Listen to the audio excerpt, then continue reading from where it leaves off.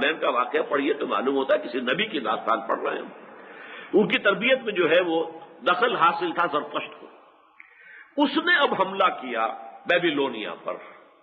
اس لیے کہ نبوکدنضر کے جو پھر بعد میں ناخلف آئے اولاد وہ بڑے ظالم تھے، تو بیبیلونیا کے لوگوں نے خود جو ہے فریاد کر کے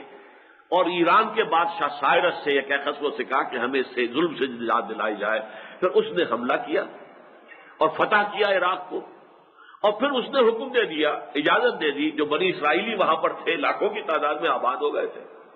کہ وہ یہاں رہے۔ اب یہاں سے واپس جا کر انہیں اجازت ہے کہ وہ جائیں، اپنے ملک میں واپس چلے جائیں، اپنا شہر یروشلم دوبارہ آباد کر لیں، اپنا ہیکل جو مسمار کر دیا تھا نبوکدنضر نے اسے دوبارہ تعمیر کر لیں۔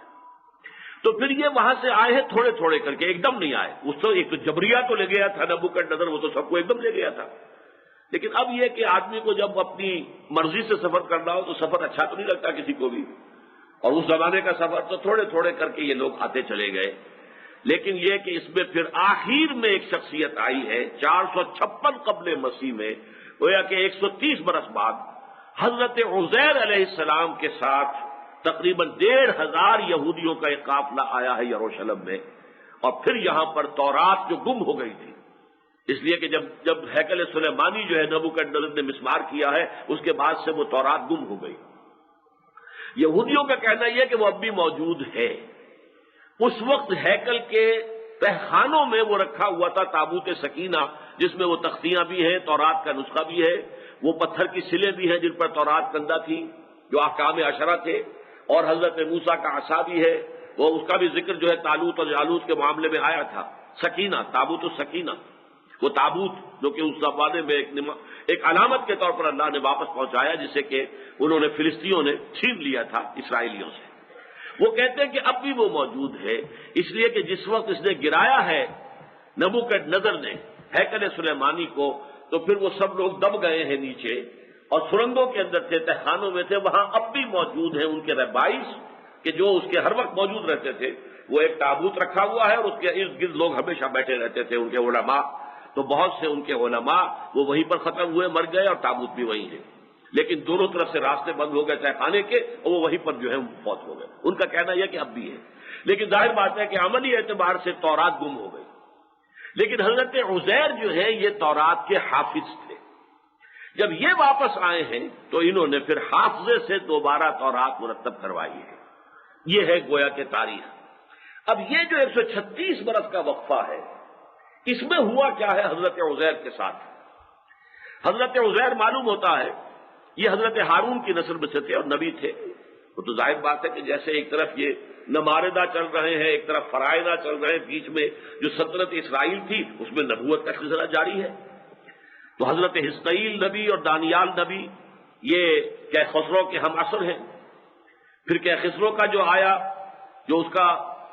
بیٹا، اور پھر اس کے بعد ایک اس کا امزاد جو ہے داریوس، اس کے زمانے میں بھی دانیال، حجی نبی، زکریا نبی، یہ مختلف نبی جو ہے وہ آتے چلے جا رہے ہیں۔ تو حضرت عزیر بھی اللہ کے نبی تھے۔ معلوم ایسا ہوتا ہے کہ جب یہ بیت المقدس مسمار کیا گیا ہے اور ہیکل سلیمانی مسمار کیا، یہ کہیں باہر تھے، چنانچہ اس تباہی سے یہ خود تو بچ گئے، لیکن جب واپس آئے تو جو منظر انہوں نے دیکھا کہ پورا یروشلم ویران، تباہ برباد، ساری عمارتیں گری ہوئی اور کوئی ایک متنفس زندہ نہیں،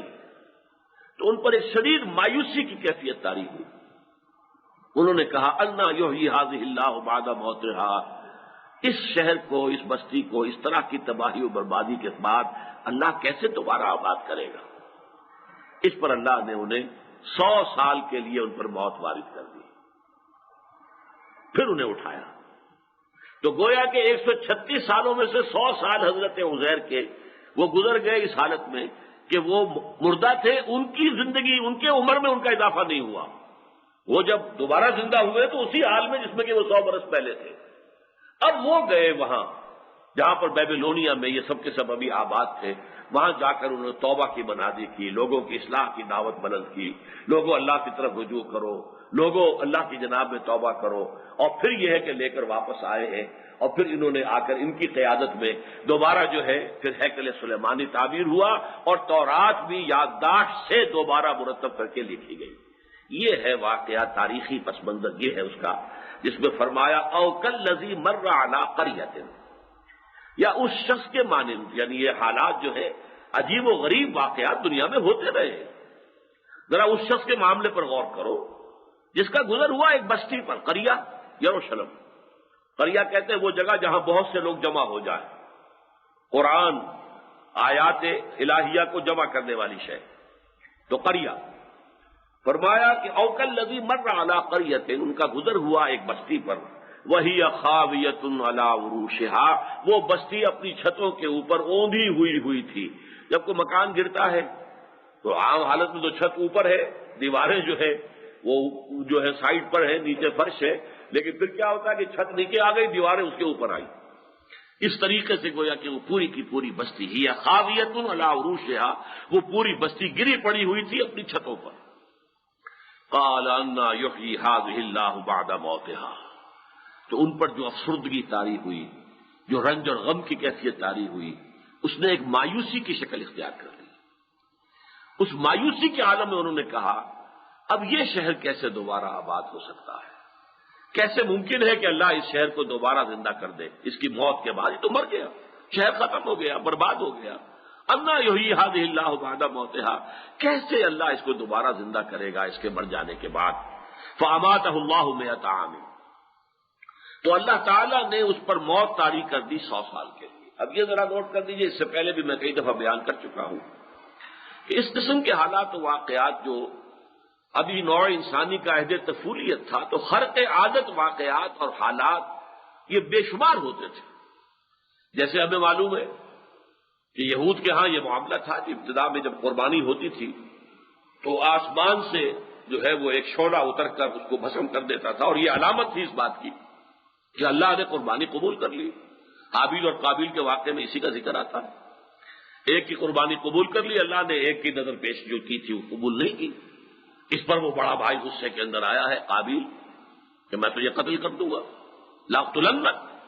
وہ حسد کے مارے، بغض کے مارے اس میں وہ اور وہ کر گزرا، قتل کر دیا اسے۔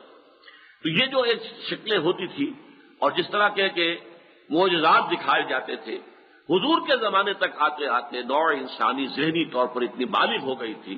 کہ اب یہ خرق عادت چیزیں جو ہے کچھ واقعات ہیں کرامات کے درجے کے، معجزہ کہتے ہیں اسے جو اس دھڑلے کے ساتھ پیش کیا جائے کہ یہ ہے ثبوت میری رسالت کا، آؤ اور مقابلہ کر لو، جیسے حضرت موسیٰ نے کہا اور جادوگروں سے مقابلہ کیا۔ وہ ان کے مطالبے پر بھی ہوتا ہے، جیسے کہ حضرت صالح کی قوم نے کہا تھا کہ ابھی اس چٹان میں سے ایک گابن اونٹنی برآمد ہو جائے اگر تمہارے کہنے سے تو ہم مان لیں گے تم اللہ کے رسول ہو۔ انہوں نے دعا کی اور ان کے دیکھتے دیکھتے ایک چٹان جو ہے وہ شق ہوئی، اس میں سے ایک گابن اونٹنی جو ہے برآمد ہو گئی، لیکن انہوں نے مان کے نہیں دیا پھر بھی، بلکہ انہوں نے کہ اس اونٹنی کو بھی قتل کر دیا، اس کی کونچیں کاٹ ڈالی اور اس کے بعد ہلاک کر دیے گئے۔ لیکن خرق عادت معجزات دکھانا یہ اللہ کا معاملہ رہا ہے، لیکن یہ کہ حضور کے زمانے میں آ کر اب حضور کا معجزہ یہ قرآن ہے، یہ عقلی ہے، نظری ہے، فکری ہے، ہدایت کے لیے ہے، انسان کی نفسیات کے لیے ہے، سوچ کے لیے ہے، اس کی عمرانیات کے لیے، سیاسیات کے لیے، اس کی اقتصادیات کے لیے پوری ہدایت جو ہے اس میں موجود ہے۔ بس یہ ہے معجزہ حضور کا صلی اللہ علیہ وسلم۔ ویسے یہ کہ خرق عادت وہ بھی مطالبے کے تحت نہیں، جیسے کہ شق جو قبر کا معاملہ ہوا ہے وہ بھی ایسے ہی واقعہ ہوا ہے، حضور نے انگلی ہلائی ہے اور چاند جو ہے وہ 2 ٹکڑے ہو گیا، 2 ٹکڑے ہو کر ذرا ایک دوسرے سے باہر گئے اور پھر وہ آپس میں دوبارہ مل گئے۔ لیکن یہ مطالبہ ان کا نہیں تھا، ان کا مطالبہ تو یہ تھا کہ مکے کے اندر کوئی فوراً لہلہاتا ہوا باغ جو ہے سامنے آ جائے، یا یہاں اچانک آپ کے لیے ایک محل سونے کا چاندی کا جو ہے مرصع اور مسجع جو ہے وہ وجود میں آ جائے، یہاں ایک چشمہ بہا کر دریا بہا کر ہمیں دکھا دو، یا آسمان پہ چڑھ کر دکھاؤ اور وہاں سے لے کر کتاب اترو گے ہماری نگاہوں کے سامنے تو ہم مانیں گے۔ یہ سورہ بنی اسرائیل میں ہے بہت تفصیل کے ساتھ۔ تو یہ اب معجزات نہیں دکھائے جاتے ہیں۔ حضور کو بھی جو سیر کرائی گئی ہے وہی ملکوت کی سیر کرائی گئی ہے، معراج کی سیر کرائی کی گئی ہے، لیکن اس قسم کے واقعات نہیں ہیں اس میں، اس لیے کہ جہاں تک اس یقین کا تعلق ہے اللہ کی قدرت پر، وہ پورا کا پورا حضور کے اندر پہلے سے ابتدا اول روز سے موجود ہے، اس کے لیے کسی اس طرح کی چیز کی مشاہدے کی ضرورت آپ کو نہیں تھی۔ لیکن حضرت عزیر کی زبان سے الفاظ نکل گئے، انا یحیی ھذہ اللہ بعد موتہا، جیسے کہ حضور کے زبان مبارک سے غزوہ احد میں الفاظ نکل گئے تھے، کیف یہد اللہ قوما خضبوا وجہ نبیہم بالدم، اللہ اس قوم کو کیسے ہدایت دے گا جس نے اپنے نبی کے چہرے کو خون سے رنگ دیا؟ فوراً اللہ تعالی کی طرف سے آیت نازل ہو گئی، لیس لک من الامر شیء، اے نبی آپ کے ہاتھ میں اختیار نہیں ہے، فیصلہ آپ نہیں کریں گے، یہ فیصلہ ہمارے ہاتھ میں ہے، ہم چاہیں گے تو انہیں توبہ کی توفیق دے دیں گے، چاہیں گے تو عذاب دیں گے۔ اور چنانچہ یہ اسی اعتبار سے بہت اہم بات ہے کہ جس شخص کی وجہ سے وہ چرکا لگا تھا، خالد ابن ولید، انہوں نے ہی دیکھا تھا کہ یہ درہ خالی ہو گیا ہے جہاں کے تیر انداز حضور نے 50 مقرر کیے تھے، اور اب موقع ہے، حالانکہ شکست ہو چکی تھی کفار مکہ کو، لیکن پھر انہوں نے جو ہے اپنے، چونکہ کیولری کے انچارج وہ تھے، کمانڈر تھے، رسالہ ان کے زیر کمان تھا، پہاڑ کا چکر کاٹ کر اس درے سے آ کر پیچھے سے حملہ کیا ہے، اور فتح شکست میں بدل گئی، حضور زخمی ہوئے، 70 صحابہ شہید ہو گئے۔ لیکن وہی شخص جو ہے پھر اللہ تعالی نے اسے ایمان کی توفیق دی، اور اسی شخص کو حضور سے خطاب دلوایا، خالد سیف من سیوف اللہ، یہ خالد جو ہے، خالد ابن ولید، یہ تو اللہ کی تلواروں میں سے ایک تلوار ہے، حالانکہ وہ ساری زخم جو ہوئی تھی اس وقت غزوہ احد میں انہی کے ہاتھوں ہوئی تھی۔ اس اعتبار سے وہ کسی وقت خاص کیفیت میں ایسی بات زبان سے نکل جاتی ہے، ورنہ نبی کے لیے یہ بات ہم نہیں سمجھ سکتے کہ وہ یہ سمجھے کہ اللہ اس پر قادر نہیں ہے کہ اس شہر کو دوبارہ آباد کر دے، لیکن اس وقت شدت تعصب میں اور انتہائی یاس میں ان کی زبان سے یہ الفاظ نکل گئے، انا یحیی ھذہ اللہ بعد موتھا، اس بستی کو اس طرح ختم اور برباد اور مر جانے کے بعد کیسے اللہ دوبارہ زندہ کرے گا؟ فاماتہ اللہ 100 عام، تو موت طاری کر دی اس پر اللہ نے 100 برس کے لیے، ثم بعث، پھر اسے اٹھایا۔ قال کم لبثت، پوچھا کتنے عرصے رہے ہوگے عزیر؟ قال لبثت یوما او بعض یوم، جیسے 300 برس تک اصحاب کہف سوئے رہے تھے، اور انہوں نے بھی آپس میں جب کہا بھائی کتنی دیر ہم سوئے ہوں گے، تو یہی جواب تھا، یومن او بعض یوم، شاید ایک دن پورا ہو گیا ہو یا دن کا کوئی حصہ، بس اس سے زیادہ تو ہم یہاں نہیں رہے۔ موت میں 100 برس گزر گئے، اس کا تو انہیں شعور نہیں ہے، وہ تو ایک کیفیت ہے، گویا کہ وہ وقت کی رفتار رک گئی ہے ان کے لیے، وقت گزرا ہی نہیں، ان کے لیے وقت نہیں گزرا، اور اٹھے ہیں تو اسی عمر کے تھے جس عمر میں کہ ان پر موت طاری ہوئی تھی، وہ 100 برس ان پر آئے ہی نہیں، گویا کہ 136 برس جو میں آپ کو حساب لگا کے بتا چکا ہوں کہ 586 قبل مسیح میں یہ یروشلم برباد ہوا ہے، اور 450 قبل مسیح میں پھر حضرت عزیر 1500 یہودیوں کے قافلے کے ساتھ آئے ہیں، اور پھر یہ کہ ان کی دوبارہ جو ہے نشأت ثانیہ شروع ہوئی ہے، دوبارہ ان کا ایک دور آیا، پھر وہاں پر جو ہے ایک بڑی مکابی پاور وجود میں آئی، بڑی سلطنت کہ جو اپنے عرضی حدود کے اعتبار سے تو حضرت سلیمان کی سلطنت سے بھی بڑی تھی، باقی حضرت سلیمان کی حکومت تو جنات پر بھی تھی، حضرت سلیمان کی حکومت جو ہے وہ تو ہوا پر بھی تھی، ہوا بھی ان کا حکم مانتی تھی، ان کے حکم سے چلتی تھی اور بڑی تیزی کے ساتھ ان کو لے جاتی تھی، اسی طریقے سے وہ تو پرندوں کی اور چیونٹیوں کی ان کی زبان بھی سمجھتے تھے، تو وہ بات تو کسی اور کو حاصل نہیں ہوئی تاریخ انسانی میں، نہ ہوگی، جو حضرت سلیمان کے لیے اللہ تعالیٰ کا ایک خاص عطیہ ہے۔ لیکن یہ کہ جہاں تک زمینی مملکت کے حدود کا تعلق ہے، مکابی سلطنت جو دوبارہ قائم ہوئی ہے وہ اپنے وسعت میں وہ حضرت سلیمان کی حکومت اور سلطنت سے بھی زیادہ تھی۔ اور یہاں بھی ایک فرق، چونکہ میں نے جب پچھلی مرتبہ طالوت اور جالوت کے حالات کے ضمن میں جو فرق ہے امت مسلمہ اور امت سابقہ یعنی بنی اسرائیل، وہ سابقہ امت مسلمہ ہے، ہم موجودہ امت مسلمہ ہیں، ہمارے ان کے درمیان مشابہتیں بھی بہت ہیں۔ لَيَأْتِيَنَّ عَلَىٰ أُمَّتِي مَا أَتَىٰ عَلَىٰ بَنِي إِسْرَائِيلَ حَسْبَ النَّعْلِ بِالنَّعْلِ، یہ حدیث کئی مرتبہ میں نے آپ کو سنائی ہے۔ اور لَتَتَّبِعُنَّ سُنَنَ مَنْ قَبْلَكُمْ، تم لازماً پیروی کرو گے اپنے سے پہلو ہی کے نقش قدم پر چلو گے۔ یہ بہت مشابہتیں ہیں لیکن اختلاف بھی ہے۔ حضور کے اپنے زمانے میں اسلامی ریاست قائم ہو گئی، حضرت موسیٰ کے زمانے میں نہیں ہو سکی۔ حضور کے ساتھ متصل ہے خلافت راشدہ، حضرت موسیٰ کے بعد ان کی خلافت راشدہ 300 برس بعد آئی ہے، حضرت طالوت اور حضرت داؤد اور حضرت سلیمان کا ایک حکومت۔ لیکن یہ کہ اسی طریقے سے ایک فرق یہ ہے کہ چونکہ وہ یونی ریشیل یا یونی نیشنل کہہ لیجئے امت تھی، وہ ایک خاندان ہے، حضرت یعقوب علیہ السلام کے 12 بیٹے ہیں، ان کی اولاد ان کے جو ہے بنو اسرائیل ہو گئے، 12 قبیلے ہو گئے، لیکن ہے ایک نسل۔ تو ان کی جو نشأت ثانیہ ہوئی ہے کہ ایک دفعہ بربادی کے بعد دوبارہ جو زندہ ہوئے ہیں، دوبارہ ان کے اندر جو عظمت کا دور آیا ہے، جس کا کہ ذکر جو موجود ہے سورہ بنی اسرائیل کے پہلے رکوع میں، اس میں تفصیل میں نہیں جا سکتا۔ ثم رددنا لكم الكرة عليهم وامددناكم باموال وبنين وجعلناكم اكثر نفيرا، یہ جو نشأت ثانیہ ان کی ہوئی ہے وہ اسی نسل میں ہوئی، اسی قوم میں ہوئی، جبکہ امت محمد صلی اللہ علیہ وسلم نے جب یہ وقت آیا ہے تو نسل بدل گئی، اس لیے کہ حضور کی امت جو ہے یہ ملٹی ریشیل، ملٹی نیشنل امت ہے، اس میں تو تمام دنیا کی ریسز اور تمام نیشنز موجود ہیں، اگرچہ نیوکلیس کے درجے میں تو امیین ہے، بنی اسماعیل وہ نیوکلیس ہے، وہ اصل مرکز ہے اس امت کا، لیکن یہ کہ اس کے گرد جیسے کہ اسٹرکچر آف دی ایٹم ہے کہ نیوکلیس درمیان میں ہے اور اس میں آپ کو معلوم ہے پروٹونز ہیں،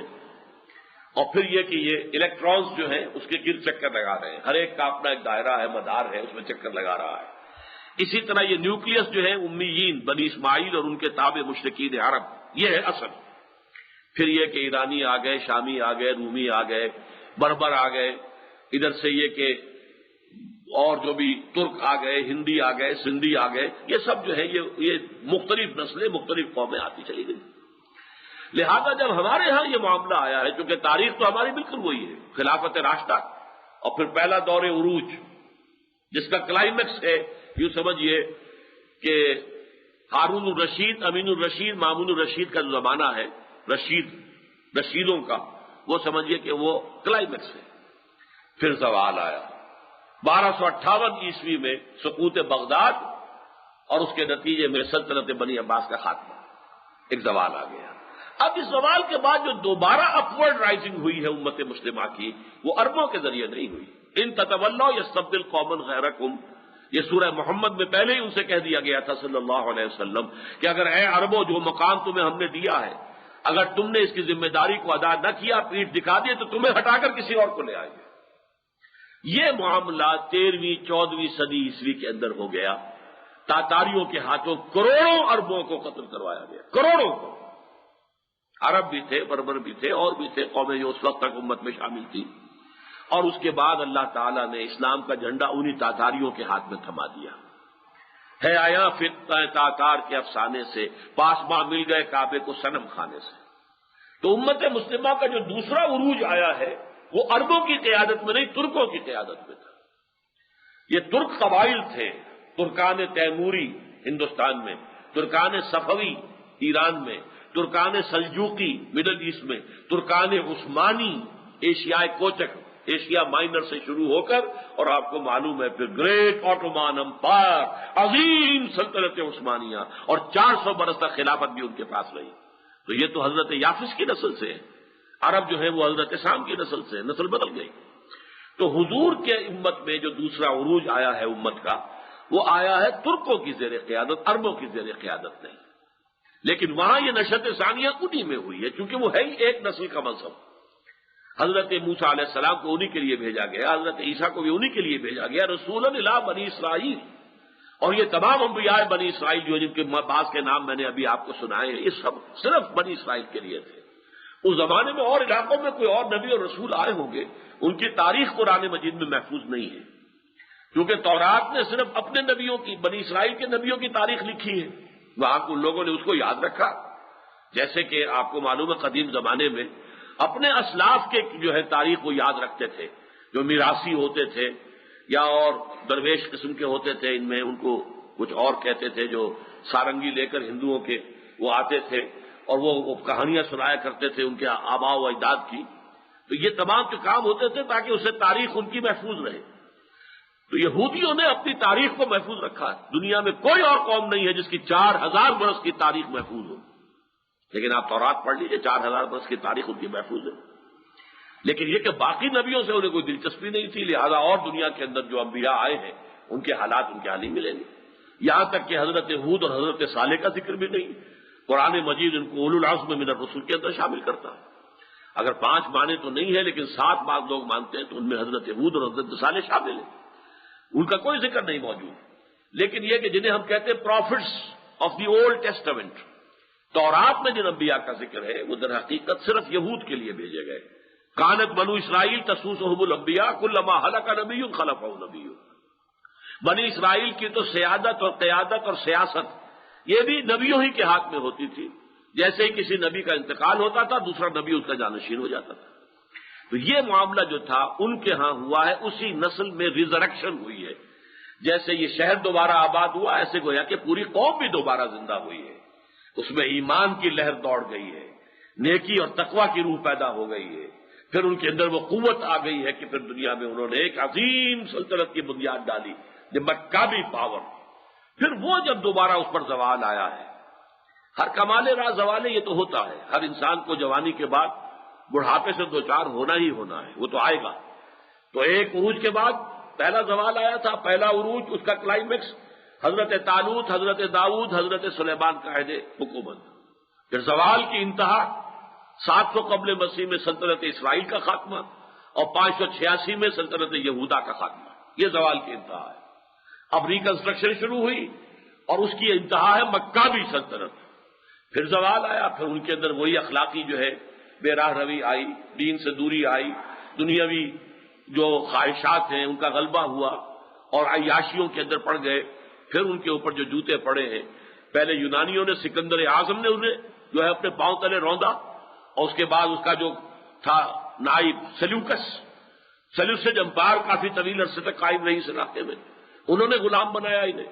اس کے بعد رومی آئے گئے، رومیوں کی حکومت رہی، تو اس کے بعد سے ان کے اوپر، اور 70 عیسوی میں رومی ایک جرنیل تھا ٹائٹس، جس نے کہ پھر دوبارہ ہیکل سلیمانی جو تعمیر ہوا تھا حضرت عزیر کے زمانے میں اس کو بھی مسمار کر دیا، وہ آج تک مسمار پڑا ہوا ہے۔ میں یہ اس لیے آپ کو یہ سیلین فیچرز بار بار بتا رہا ہوں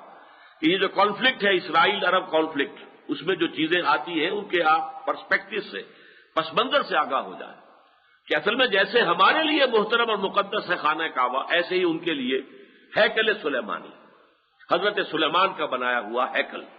جسے پہلے مسمار کیا نبوکدنضر نے 586 قبل مسیح میں، دوبارہ تعمیر ہوا 200-300 برس کے بعد، اور وہ حضرت عزیر علیہ الصلوۃ والسلام کے ذریعے سے جب اس قوم کے اندر ایک نئی زندگی پیدا ہو گئی، دوبارہ شہر بھی آباد ہوا اور ہیکل بھی تعمیر ہوا۔ اس ہیکل کو دوبارہ جو ہے گرا دیا، مسمار کر دیا ٹائٹس رومی نے سن 70 عیسوی میں، حضرت عیسیٰ علیہ السلام کے رفع سماوی کے 40 برس بعد، 33 برس کی عمر میں انہیں اٹھا لیا گیا ہے آسمان پر۔ اس کے 40 برس بعد 70 عیسوی میں یہ مسمار کیا گیا دوبارہ، صرف ایک دیوار اس کی سالم رہ گئی، وہ آج بھی کھڑی ہے، جسے یہ ویلنگ وال کہتے ہیں،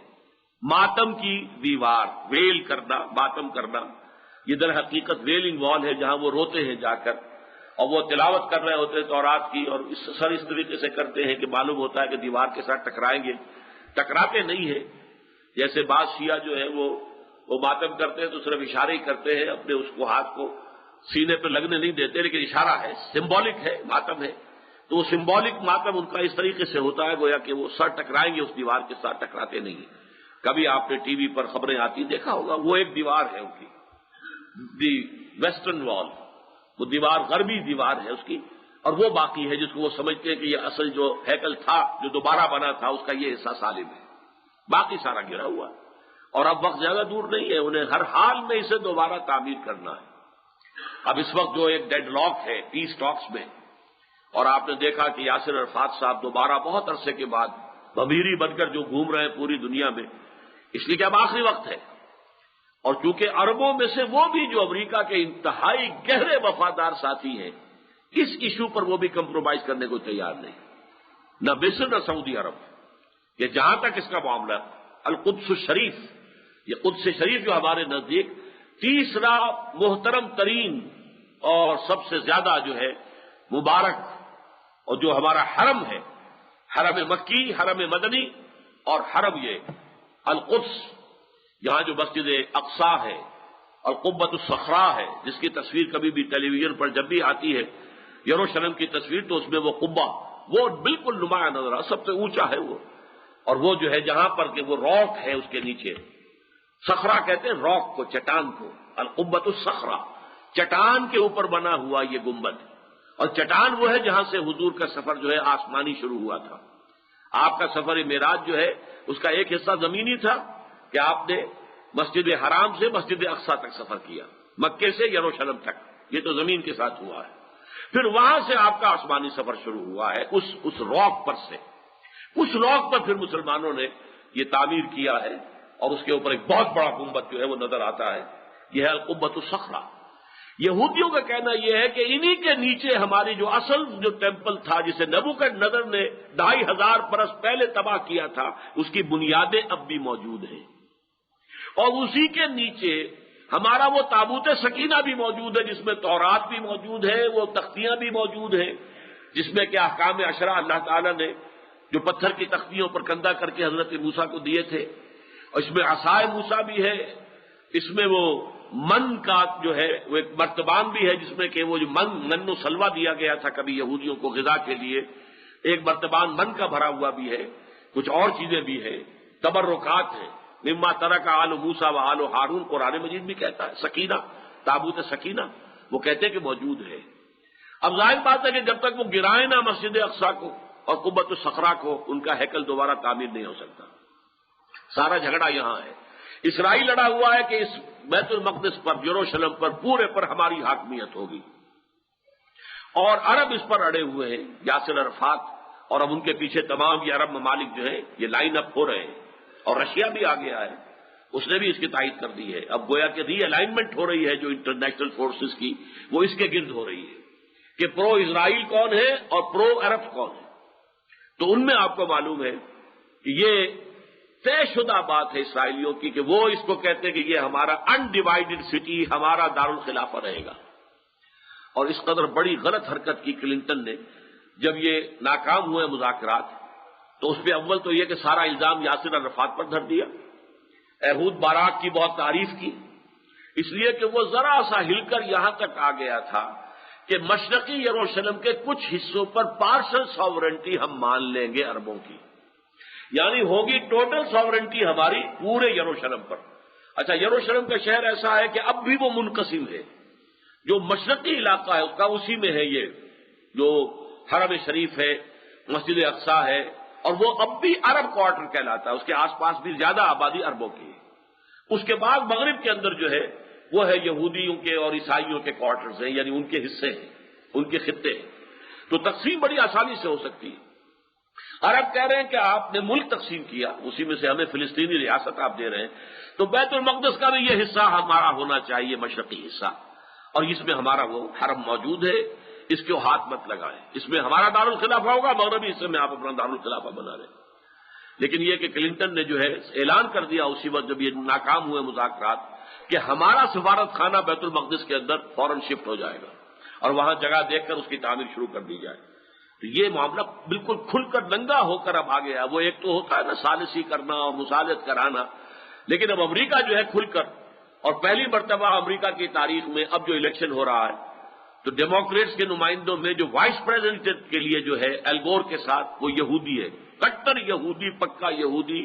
ایک تو یہودی وہ ہیں کہ جو چھپے ہوئے ہیں جن کے بارے میں زیادہ معلوم ہے، وہ کھلم کھلا یہودی، برملا یہودی، علل اعلان یہودی، آج وہ جو ہے وائس پریزیڈنٹ کے لیے کھڑا ہے. اگر یہ کامیاب ہو جاتا ہے جوڑا، اگر کسی وجہ سے حادثہ ہوتا ہے جیسے کہ کینیڈی کو قتل کر دیا گیا تھا، یہی قتل کرا سکتے ہیں الگور کو، اور ظاہر بات ہے کہ اس کے بعد پریزیڈنٹ کون ہوگا؟ اگر الگور قتل ہو جائے، اسیسینیٹ ہو جائے تو پریزیڈنٹ کون ہوگا؟ پھر وہ یہودی پریزیڈنٹ ہوگا. یہ صورتحال ہے، تاریخ ادھر جا رہی ہے، اور یہ فائنل شو ڈاؤن کی طرف جو ہے آہستہ آہستہ یہ معاملہ بڑھ رہا ہے. بہرحال وہ تو ایک علیحدہ مسئلہ ہے جس کا ذکر سورہ کہف کے شروع میں، باسن شدیدن، بہت بڑی جنگ، الملحمۃ العظمیٰ جس کو کہا گیا حدیث میں، آرمگیڈون جسے کہا گیا ہے بائبل میں، بائبل کی جو آخری کتاب ہے دی بک آف ریویلیشن، اس میں کہا گیا آرمگیڈون بہت بڑی جنگ ہوگی. اور اگر آپ ڈکشنری کھول کر دیکھیں تو اس میں لکھا ملے گا آپ کو انگریزی ڈکشنری میں آرمگیڈون کی جنگ کے ساتھ a very big war which will be fought between the forces of good and evil before the end of this world. ایک بہت بڑی جنگ ہونی ہے خیر اور شر کی قوتوں کے مابین اس دنیا کے خاتمے سے قبل. پر یہ پس منظر پورا جو ہے اس کے حوالے سے جو آج ہم نے پڑھا ہے، میں نے چاہا کہ دوبارہ پورا آپ کے سامنے آ جائے. فَأَمَاتَهُ اللَّهُ مِائَةَ عَامٍ، تو اللہ تعالیٰ نے ان پر موت وارد کر دی 100 برس کے لیے. ثُمَّ بَعَثَ، پھر انہیں اٹھایا. زندہ کر دیا۔ قال کم لبثت، پوچھا اللہ نے کتنے عرصے رہے؟ قال لبثت یوما او بعض یوم، عرض کیا کہ بس ایک دن یا ایک دن کا کچھ حصہ۔ قال بل لبثت 100 عام، اللہ نے فرمایا نہیں عزیر، تم یہاں 100 برس رہے ہو۔ فانظر الی طعامک و شرابک لم یتسنہ، تو اب دیکھو ایک طرف تو تمہارا وہ کھانا اور مشروب جو بھی تھا، آدمی سفر کرتا ہے تو کوئی نہ کوئی توشہ تو اس کے ساتھ ہوتا ہے، تو جو بھی اس وقت ان کے ساتھ تھا کھانا اور کوئی پینے کے لیے مشروب، دیکھ لو اس کے اندر کہیں بساند پیدا نہیں ہوئی، اس کے اندر وہ کوئی بو پیدا نہیں ہوئی، وہ سڑا نہیں ہے، بسا نہیں ہے، لم یتسنہ۔ وانظر الی حمارک، اب ایک طرف تو وہ چیزیں بھی صحیح سالم موجود ہیں،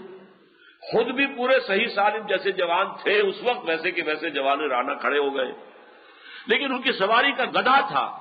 اس کی ہڈیاں علیحدہ علیحدہ پڑی ہوئی ہیں اور بوسیدہ ہوئی ہیں، نہ کھال ہے نہ گوشت کا کوئی وجود ہے، ڈھانچہ ہے اور وہ بھی بکھری ہوئی ہڈیوں کا ڈھانچہ۔ فرمایا وانظر الی حمارک، آپ ذرا دیکھو اپنے اس گدھے کو، وَلِنَجْعَلَكَ آیَةً لِلنَّاسِ، اور یہ اس لیے کہ ہم تمہیں ایک نشانی بنا دیں لوگوں کے لیے۔ اصل میں یہ بہت بڑی نشانی بن گئے نا، اس لیے کہ لوگوں کے سامنے جب یہ آئے تو دنیا حیران رہ گئی، یہ عزیر کہاں سے نکل آئے، یہ 100 برس کہاں رہے؟ پھر چونکہ وہ حافظ تھے اور سب کو معلوم تھا کہ عزیر ہمارے حافظ تھے، اب ان کا آ جانا منظر عام پر تو گویا کہ تورات انہوں نے جیسے بھی اپنے حافظ سے مرتب کروائی، انہی کے ذریعے سے ایک نشأت ثانیہ حاصل ہوئی، انہی کی دعوت تجدید و اصلاح کے نتیجے میں دوبارہ دینی روح اور روحانی جو ہے ایک جذبہ بیدار ہوا یہود کے اندر، جس سے کہ وہ مملکت مکہ بھی جو ہے اس کی بنیاد پڑی۔ یہی وجہ ہے کہ یہود کا ایک طبقہ ان کو اللہ کا بیٹا کہتا رہا، یہ جو قرآن میں آتا ہے قالت الیہود عزیر ابن اللہ وقالت النصارى المسیح ابن اللہ، تو یہ عقیدہ ان کے سارے یہودیوں کا نہیں ہے، لیکن یہود کا ایک طبقہ ان کو بھی ان کی اسی عظمت کی وجہ سے کہ ان کی نشأت ثانیہ دوبارہ دنیا میں عزت اور ثروت اور اپنی جو دنیا میں اقتدار انہیں حاصل ہوا ہے، سلطنت اور سطوت، تو وہ ان کے ذریعے سے ہوا، اس لیے وہ خدا کا بیٹا۔ قالت الیہود عزیر ابن اللہ، یہ تو اللہ کے بیٹے ہیں، بہت مقدس ہے۔ تو اب دیکھو اے عزیر، وانظر الی حمارک، اپنے گدھے کو، وَلِنَجْعَلَكَ آیَةً لِلنَّاسِ، اور یہ تو اس لیے سب ہم نے کیا کہ تمہیں دنیا والوں کے لیے، لوگوں کے لیے ایک نشانی بنا دیں۔ وانظر الی العظام کیف ننشزها، اب دیکھو تمہاری نگاہوں کے سامنے ذرا ہڈیوں کو کیسے ہم انہیں اٹھاتے ہیں، یعنی وہ ہڈیاں اٹھ کر جڑ کر اور ایک ڈھانچہ پہلے بن گیا، جیسے کہ کسی بھی جانور کا ڈھانچہ جو ہے کھڑا ہوا آپ کے سامنے، جو بایولوجی کے میوزیمز ہوتے ہیں، زیولوجی کے، وہاں کھڑے ہوتے ہیں ڈھانچے، ڈینوسور کا ڈھانچہ کھڑا ہے اور یہ شیر کا ڈھانچہ کھڑا ہے، وہ ڈھانچہ ہو گیا۔ کیف ننشزها، کیسے ہم اسے اٹھاتے ہیں، ابھارتے ہیں۔ ثم نکسوها لحما، اور پھر دیکھو کیسے اس کے اوپر ہم گوشت چڑھاتے ہیں، پٹھے وجود میں آ گئے۔ فلما تبین له، جب یہ سب کچھ ان پر آیا ہو گیا، واضح ہو گیا ان کے نگاہوں کے سامنے، یہ خرق عادت، یہ چیزیں کہ جو مخفی ہوتی ہیں انسانوں کی نگاہ سے، یہ تو عالم غیب کی باتیں ہیں، یہ انسانوں کو نہیں دکھائی جاتی، لیکن انہیں اس کا مشاہدہ کرا دیا گیا۔ فلما تبین له قال، تب انہوں نے کہا اعلم ان اللہ علی کل شیء قدیر، اب مجھے پورا یقین حاصل ہو گیا ہے کہ اللہ ہر شے پر قادر ہے۔ یعنی جب اللہ قادر ہے، مجھے 100 سال مار کر اس نے زندہ کر دیا، میری نگاہوں کے سامنے بوسیدہ جو ہڈیاں تھیں منتشر پھیلی ہوئی، انہیں جوڑ کر ایک اس کی ہیولے کی ڈھانچے کی شکل دی، اس کے اوپر گوشت بھی چڑھا دیا، کھال بھی آ گئی، زندہ چلتا پھرتا گدھا میری نگاہوں کے سامنے آ گیا، تو اللہ کی قدرت سے کوئی بعید نہیں ہے، یقیناً یہ بستی بھی دوبارہ آباد ہو سکتی ہے۔ اصل میں اس یقین کو پیدا کرنے کے لیے اللہ تعالیٰ کو جو کام کسی سے لینا ہوتا ہے، پھر اس کے لیے جس قدر یقین کی ضرورت ہوتی ہے وہ یقین اس میں پیدا کرتا ہے۔ انبیاء کو اسی لیے مشاہدات کرائے جاتے ہیں۔ کذالک نوری ابراہیم ملکوت السماوات والارض، حضرت ابراہیم کو بھی آسمانوں اور زمین کے ملکوت جو ہے وہ مشاہدہ کرائے گئے۔ حضور کو معراج میں کیا کیا کچھ دکھایا گیا اور اس کے علاوہ کیا کچھ دکھایا گیا ہم تو نہیں جانتے، کیا کچھ بتایا گیا، کیا کیا آپ کے روحانی تجربات ہوں گے، ہمیں تو کوئی اندازہ نہیں، لیکن یہ کہ نبی کو یہ بات اس لیے کی گئی، عالم ان اللہ علی کل شیء قدیر، میں جان گیا، مجھ پر یہ بات واضح ہو گئی، اللہ ہر چیز پر قادر ہے۔ اب تیسرا واقعہ ہے وَإِذْ قَالَ إِبْرَاهِيمُ رَبِّ أَرِنِي كَيْفَ تُحْيِي الْمَوْتَىٰ، یہ اسی سے ملتا جلتا ہے۔ اب حضرت ابراہیم میں اور حضرت عزیر میں کتنا فصل ہے؟ میرا خیال ہے کہ تقریباً 2000 برس کا، لیکن واقعے کی نوعیت تقریباً وہی ہے۔ اور یاد کرو جب کہ کہا تھا ابراہیم نے رب ارنی کیف تحیی الموتیٰ، پروردگار ذرا مجھے دکھا دے تو کیسے تو مردوں کو زندہ کرے گا، یہ میں مشاہدہ چاہتا ہوں۔ قال اولم تؤمن، بڑا پیارا سوال کیا اللہ نے، اے ابراہیم کیا تم ایمان نہیں رکھتے اس پر؟ قال بلا، عرض کیا کیوں نہیں،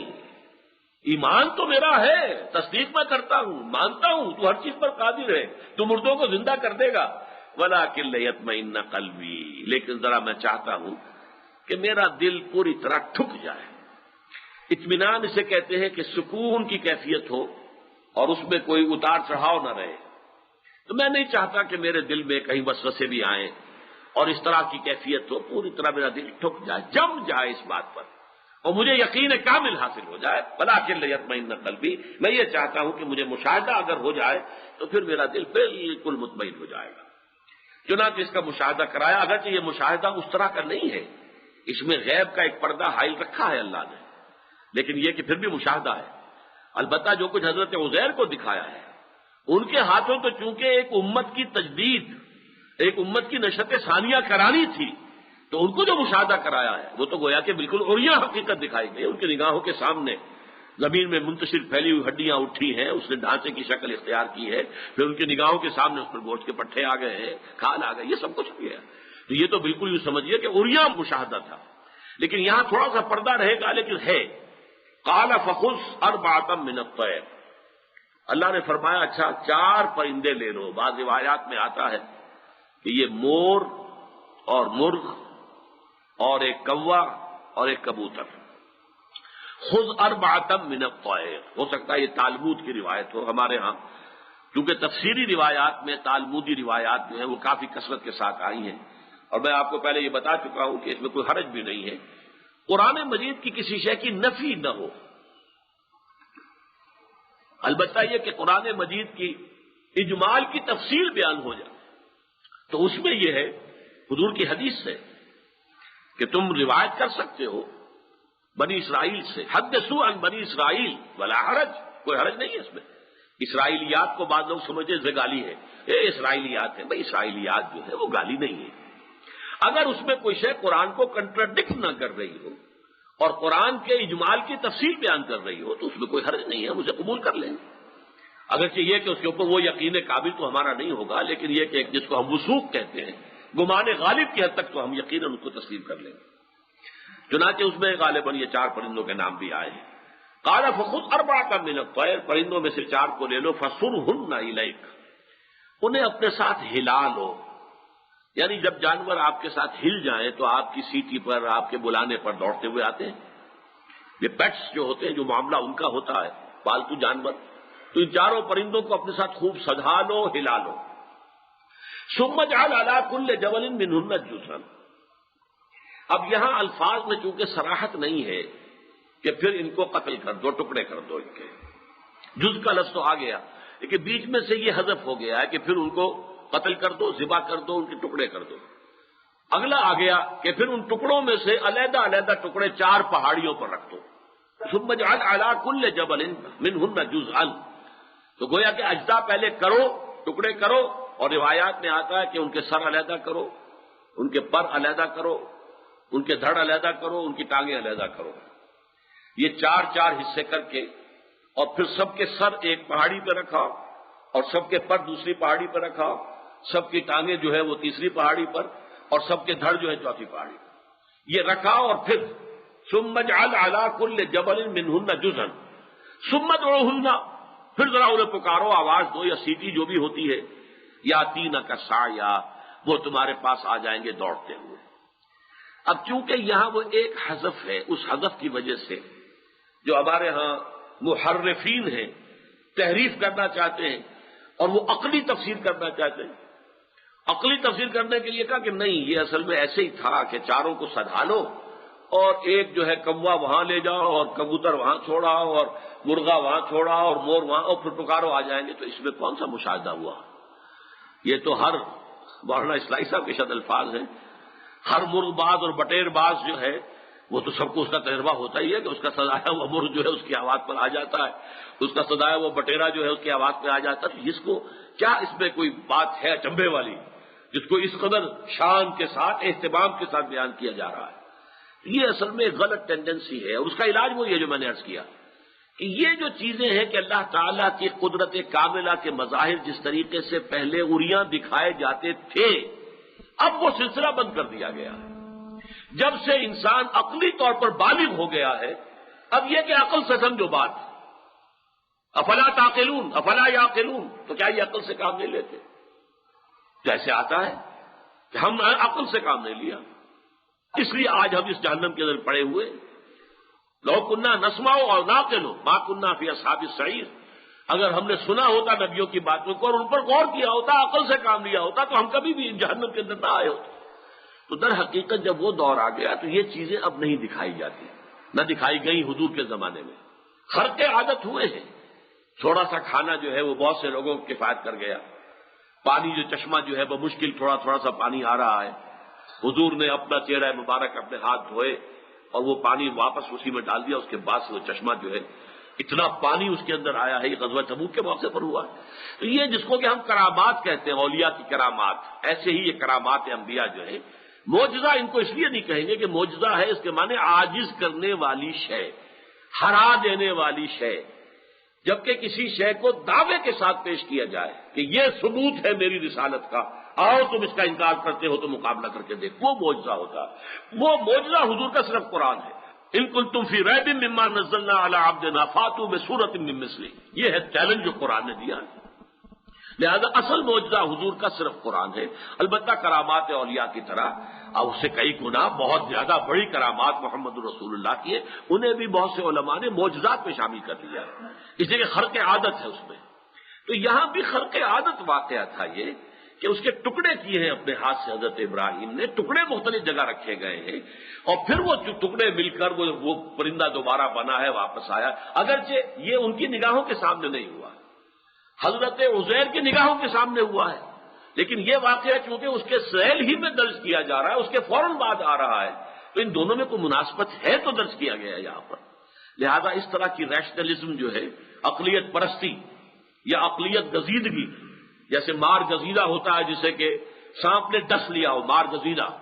تو عقلیت گزیدہ وہ لوگ ہوتے ہیں جنہیں یہ ریشنلزم ڈس لے اور اس کا زہر جو ہے ان کو سرایت کر جائے، اور اس کی وجہ سے پھر وہ تعویلیں کرے کہ یہ اصل میں حضرت موسیٰ کے عصا سے جو سمندر پھٹ گیا تھا، پھٹ نہیں گیا تھا، یہ مد و جزر کی بات تھی، سمندر جو ہے جزر پر تھا تو حضرت موسیٰ اپنی قوم لے کر نکل گئے، اور جب فرعون آیا وہ آ گیا مد پر، اور مد ایک دم تو اتنا نہیں ہوا کرتا، تھوڑا تھوڑا کر کے بڑھتا ہے۔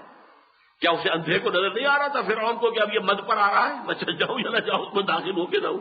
تو اس قسم کی احمقانہ تعویلات جو ہیں وہ صرف اس وجہ سے کہ کہیں ہمیں خام خواہ یہ خرق عادت بات ماننی نہ پڑ جائے، جدید دور کے سائنسی زمانے کے تقاضے جو ہیں اس میں تو ہمیں قرآن کی وہ تشریح اور تعویل کرنی ہوگی کہ جو اس سائنٹیفک ریشنلزم کے اوپر پوری اتر سکتی ہے۔ تو اس معنی میں اس کی تفسیر اس طور سے کی ہے، چاہے وہ پرویزی ہو اور چاہے وہ سر سید احمد خان کے ماننے والے ہوں یا کوئی اور ہوں، ان سب نے اس کے یہ تعبیر کی ہے، لیکن یہ تعبیر نہیں، سیدھی سیدھی بات یہی ہے کیونکہ ٹکڑے کرو، ٹکڑے علیحدہ علیحدہ جو ہے پہاڑیوں کے اوپر رکھ دو، پھر انہیں پکارو یا فینا کا سایہ وعلم، اور جان لو، اچھی طرح جان لو، یقین کر لو ان اللہ عزیز الحکیم، کہ یقیناً اللہ تعالیٰ زبردست ہے، کمال حکمت والا، نہ اس کی قدرت میں کوئی کمی ہے، نہ اس کے اختیارات میں کوئی تحدید ہے، کوئی لمیٹیشن ہے، نہ اس کی حکمت میں کہیں کوئی کمی اور نقص ہے، عزیز ہے، زبردست ہے، حکیم ہے، حکمت والا ہے۔ تو یہ ہے تین جو واقعات کے اعتبار سے یہ اس سورہ مبارکہ کا 35واں رکوع آج یہاں ختم ہوا۔ اب جو مضمون میں نے آپ کو بتایا تھا، جیسے پورے 2 رکوع آئے تھے قتال فی سبیل اللہ کے ضمن میں، لیکن سابقہ امت کی تاریخ سے طالوت اور جالوت کی جنگ، اس کے حوالے سے پورے 2 رکوع آئے تھے۔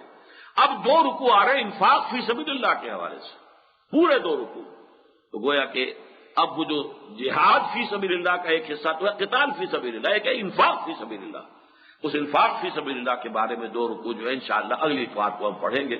بارک اللہ لی و لکم فی القرآن العظیم ونفعنی وإیاکم بالآیات